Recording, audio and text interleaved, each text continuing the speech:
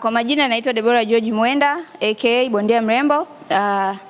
Mimi bwana nashukuru kwanza kwa nafasi ambayo nimepata kuonyesha tena kitu ambacho ninacho kwenye mchezo huu wa boxing.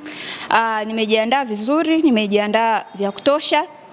Nataka safari hii nionyeshe wa Tanzania kwamba kwa nini niliamua kuchagua mchezo huu wa boxing. Niliamua kuchagua mchezo wa boxing kwa sababu mimi na imani na uwezo kufanya vizuri hata zaidi ya wanaume. Kwa hiyo wa Tanzania nawakaribisha sana kuja kuangalia mchezo wangu. Nimejiandaa vya kutosha, tutarajia ushindi.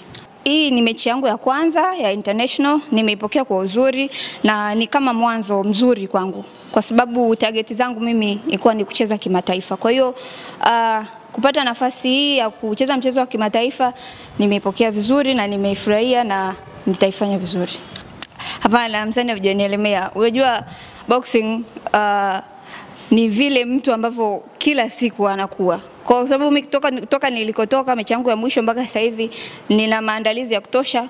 Kwa hiyo siamini sana kwenye huo mzani kwa sababu mzani haupigani. Mwisho wa siku mimi na yeye pale ndo tunaenda kupigana. Kwa hiyo sina shaka na hiyo. Sina oga, mimi na train maisha yangu yote ni training. Kila siku inayopita lazima ni train. Kwa hiyo siwezi kuwa na oga kupigana. Na ni kazi yangu, siwezi kuogopa kwenda kazini.